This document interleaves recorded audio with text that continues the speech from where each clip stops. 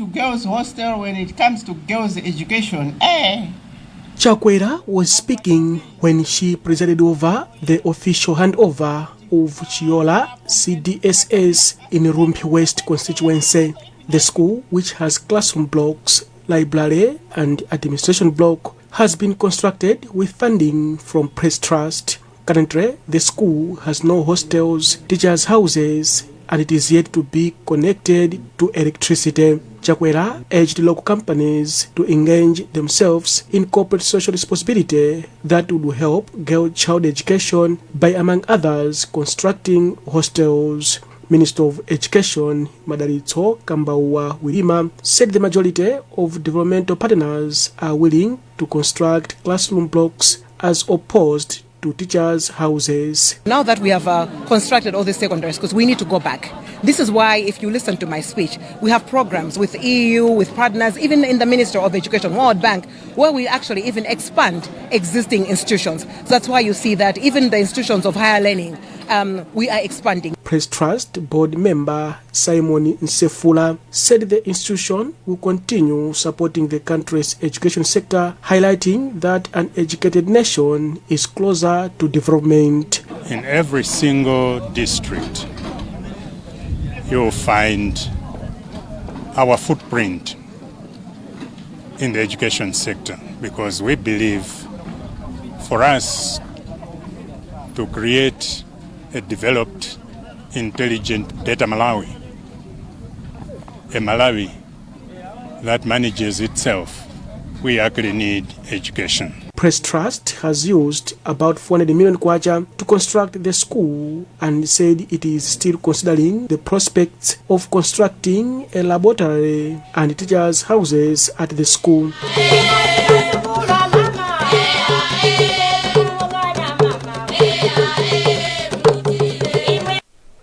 A mental health expert, Lumbani Mhango, has stressed the need to differentiate mental health and mental illness. Mhango says this can assist people to cope with normal stresses of life, such as economic challenges and relationship issues. He was speaking during a mental health session with workers from different clinics in the Lilongwe. Esnat Tembo has a report read by Brenda Kayo. Mhango noted that people who are not mentally healthy cannot conduct themselves normally at work, that people should learn to seek help from people that are specialized in mental health. He says that when funding goes to health facilities, mental health services are not prioritized, therefore a lot of people continue to suffer in silence. Being mentally healthy is what we should aspire to be. Being mentally healthy means that someone is normal. But when we say that someone is mentally ill, that means someone is not okay and has to seek care or support. Someone who is mentally healthy should be able to cope with normal stressors of life. If they cannot be able to cope, then they should seek health care. They should be helped by mental health professionals. The head of dermatology department at Kamuzu Central Hospital and the managing director of the 3 clinics, Tingarao Nzumala, says he decided to conduct the mental health session for her workers, noting that they need to be mentally stable so that they can help patients to their full potential. If you are mentally unstable, you will not be productive at work. First, as yourself, you will not enjoy your job, and also the people that you come in contact with. So we work a lot with patients, clients, and sometimes all they need is a smile. If you are well, they are also fine. Zumala explained the importance of making sure that the workers are mentally healthy because life brings with it so many challenges. Long queues for fuel are still prevalent in some parts of Blantyre, including Limbi. But Malawi Energy Regulatory Authority, MERA, insists this should not cause any panic. Earlier, Petroleum Importers Limited told the Natural Resources Committee of Parliament that the current fuel shortages may worsen. Weza Gausi has more in this report. In an interview after meeting officials from PIL in Mponela on Monday, committee chairperson Werani Chirenga says PIL already wrote the Minister of Energy on Thursday last week about the situation. He says the other factor contributing to the shortages is lack of forex in the country. PIL General Manager Martin Msimuko could not comment on the matter after the meeting. Meanwhile, the committee has emphasized on the need to raise fuel prices, as PIL also told the committee about losses they are encountering with the current prices. Malawi Electoral Commission has dismissed claims the use of election management devices threatens the credibility of the 2025 general elections. MEC Chairperson Annabel Mdalimanja expressed confidence in the devices on Tuesday during a training of EMD technicians held in Doha. Pempero Malimba reports. MEC Chairperson Annabel Mdalimanja said the system used by the EMDs is well secured and will go a long way in ensuring smooth running of the electoral processes. She said the Commission will continue holding engagements with various electoral stakeholders to address their concerns as they aim to ensure transparency and accountability in all the electoral processes ahead of next year's elections. We have security protocols that are embedded within the system, and our stakeholders are welcome to audit the product. We're going to have the voters register that they can audit. They'll also be able to audit the results once we reach that stage. We keep engaging our stakeholders. If there are any other issues that they still need the clarification or consideration of MEC, our doors are open and our engagement is continuous, and we're going to continue with that. She further challenged EMD technicians to discharge their duties professionally. One of the participants, Lankin Mambira, said the training is crucial to their operations. Actually, it has been of much help because it's giving us a chance to do and to explore much in our technician work. With much pride, I would like to be more professional about that because it will be of much help also with other companies that will be of much interest to get us into the other jobs. This comes amid fears by some political parties on the functionality of the machines. MEC is expected to use at least 6,500 EMDs during the 2025 electoral processes, starting with the voter registration exercise scheduled to commence from October 21, 2024. Bishop John Ryan of the Mzuzu Diocese of the Catholic Church has criticized some politicians for pursuing personal agendas at the expense of Malawians. Bishop Ryan was speaking during celebrations marking charity organization Kwitu Women's 20th anniversary. He expressed concern over Malawi's continued dependence on international partners for assistance. Patience Lunda is in Mzuzu. Kwitu Women's Group is an organization that supports vulnerable children and empowers women and youth through entrepreneurial and vocational skills. Bishop Ryan said local organizations like Kwitu seek help from people in other countries to support Malawian children, youth and women, but receive less help from the citizenry and even the government. He called for increased collaboration between the government and local organizations to uplift the lives of Malawians. But the problem is we are so busy with our own agendas in government, in politics, that we forget about the essential things of rearing children, our own children here in Malawi. We shouldn't be depending upon people from America to rear children here in Malawi. This is the job of us Malawians, of government here. On her part, founder of Kwitu Women's Group, Anam Soya Keys, said they have managed to reach out to over 800 children through various initiatives. Keys faulted lack of volunteerism amongst Malawians, saying most people do not put regard to the less privileged, describing it as unfortunate. As Malawians, I think what I started here can be done all over the country. I think volunteerism in our country is still very, very far. And it makes me sad, the challenges that if I didn't have the support that I have from the United States, I don't think I would have been able to do these things fast. But this is a need for us. Mzusire Mayor Kondwan Brian Nyasulu commended Kwitu Women's Group for its contributions, particularly in education and health, which complements efforts by the government. In addition to its existing programs, Quit Women's Group has introduced vocational and skills training, which include tailoring and fashion design. The organization also runs a school feeding program and provides scholarships for underprivileged students. In our special report this week, Mercy Matonga looks into challenges students with disability continue facing in the country. Mercy finds out that most deaf students in Malawi are encountering significant barriers in their pursuit of education and future careers. Lilongwe Girls Secondary School has been long a beacon of academic excellence, nurturing some of the brightest minds in the country. Yet, among its corridors walks 19-year-old Eliza, not her real name, whose dreams are far less ambitious. Just 2 weeks after her birth, Eliza lost her hearing due to meningitis. Her determination shines through, but she acknowledges the reality of her situation. Eliza, through her sign language teacher, told us that because of the challenges of hearing, all she believes she can become is a terror. Because of challenges of hearing, she was to know the skills of tailoring so that when she finished her school, she wants to be a tailor. Eliza's story reflects a harsh reality. According to Lucius Zimba, head of special needs department at the school, opportunities for the deaf are limited. We have only one student who went to the university. Yeah, that was in 2021.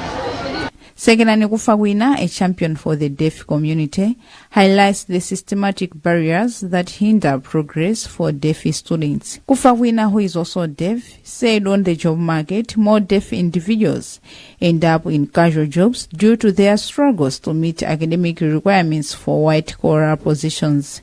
With over 40,000 registered deaf individuals in Malawi, the lack of dedicated schools to deaf students is alarming. The few existing institutions are often overwhelmed and resources are scarce. Civil Society Education Coalition Executive Director Benedicto Kondowi said the efforts are still insufficient to provide education for the deaf. We need to increase investment in specialized teachers and assistive devices. We also need to develop curriculum, inclusive curriculum, and provide learning materials in sign languages.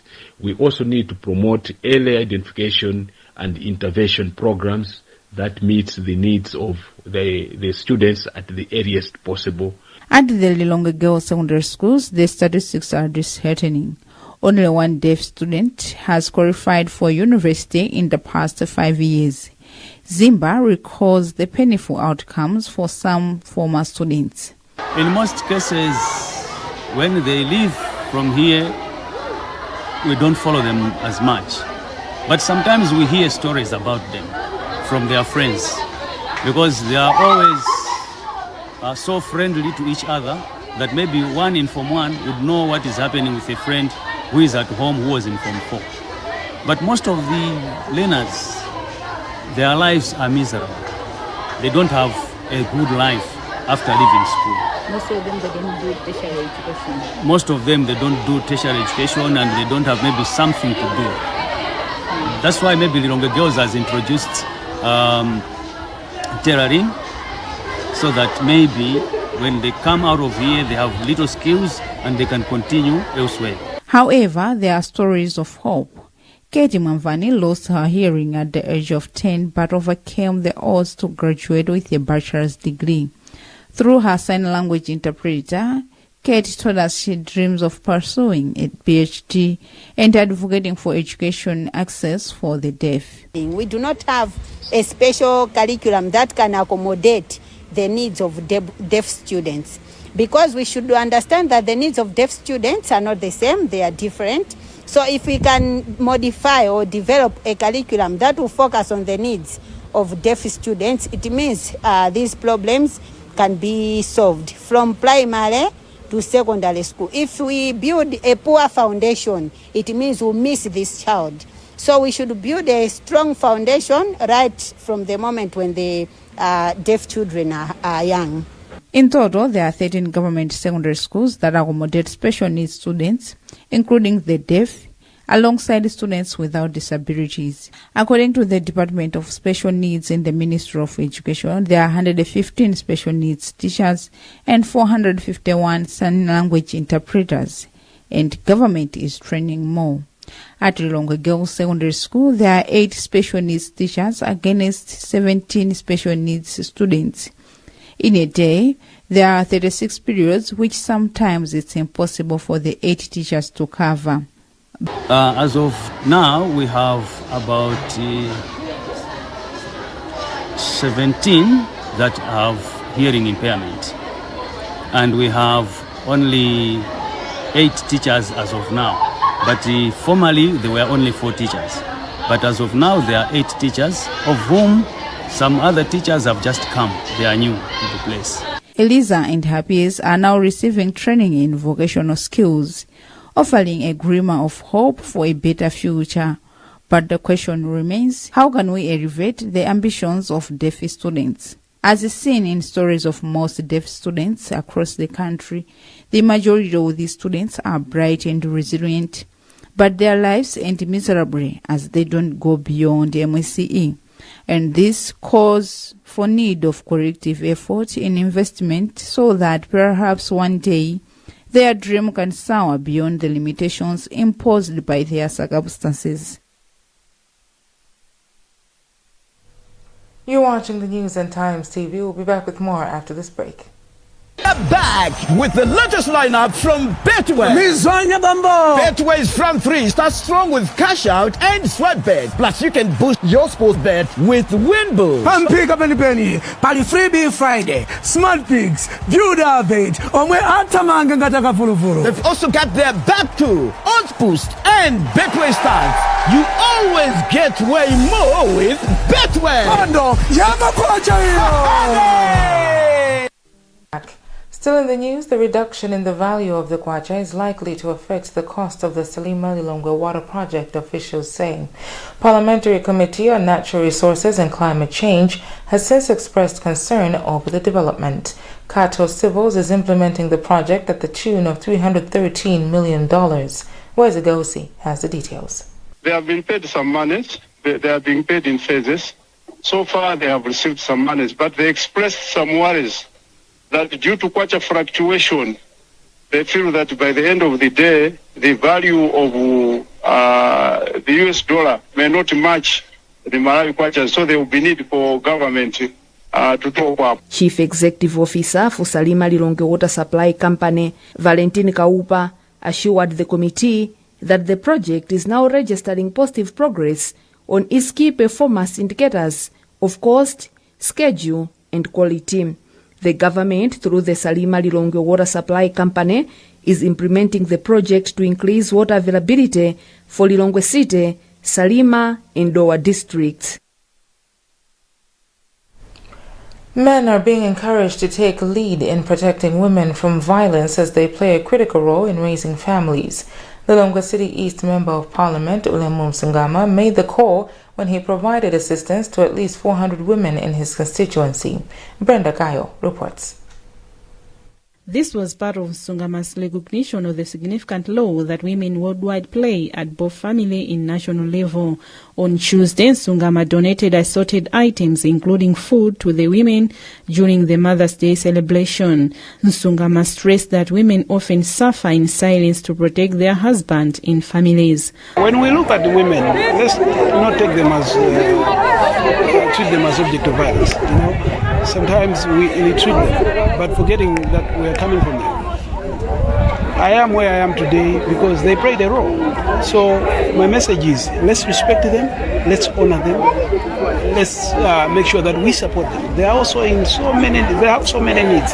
They cannot share to all of us, but they go through issues. So my message is make sure that we treat them well. One of the beneficiaries, women Ethero Kashimanga, has since held Nsungama for the support. Some of the donated items included maize flour, sugar, soap, and money. Nsungama also provided lunch for the women. In Malawi, the day is a public holiday as the country reflects on significant role women play in promoting family and national development.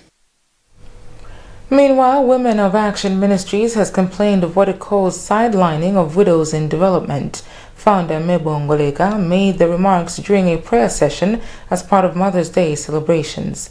Daniel Zimba has more in this report. Founder of Women of Action Ministries, Mebo Ngoleka says, like everyone else, widows play a crucial role in the development of the country. Ngoleka, however, says this group of people faces less or no recognition at all in many development aspects, saying the event was organized to highlight their significance. Widows all along have played a very big role in educating their children, of whom some of them are prominent citizens in Malawi. But if you can go back, we can't see any recognition of their work. And not even the statistics are in the books of the government. And even when they are talking of women, they just categorize them as women. But these widows have got a special task. One of the widows who preached at the event, Rita Chipaliwali, called for a vigilance among fellow widows for economic independence. We should shine outside, not just to be like, the chickens, to look up down on ourselves. Ministry organized the event with fund contributions from the widows themselves. About 50 widows attended the event where they shared experiences, encouragements, and emotional support. That's the news for now, but before we go, the headlines again. First Lady Monica Jaguera laments girl child struggle in accessing quality education. Few accused still prevalent in some parts of Blantyre. And in our special report, Mercy Matonga looks into challenges students with disabilities continue facing in the country. You can get more on these and other stories by visiting www.times.mw, liking and following our Facebook page, Times 360 Malawi, X at Times 360 Malawi, and by subscribing to 1895 by dialing star 1895 hash. I'm Tabi Kamangala Munifumbo. Goodbye. It's about time. You keep it real, you say. Real with your friends. Real with the swag. And then you say you are a real fan. You watch that free pirated football? Psst. Really? When you subscribe to DSTV, you can now take your TV with you wherever you go. Whatever you're doing.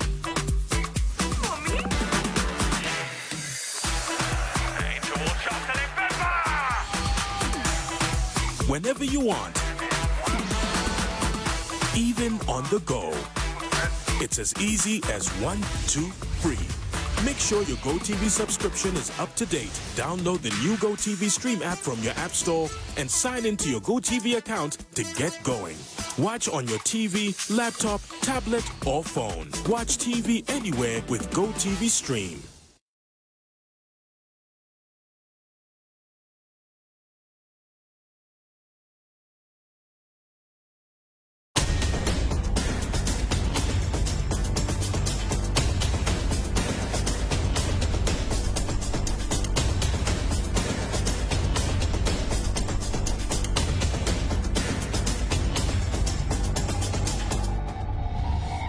I'm William Kumwembe and this is Business Time. It is a magazine program where we bring you major business and economic news stories making headlines in the country. And coming up in the program today, private sector players challenged to be in the fore towards growth and development of the economy. We speak to Norwegian envoy. And also in the program, we look at how Malawi is harnessing organic fertilizer usage as the Malawi Bureau of Standards pushes the drive towards standardizing the production of the commodity. We have these and other stories. Stay tuned.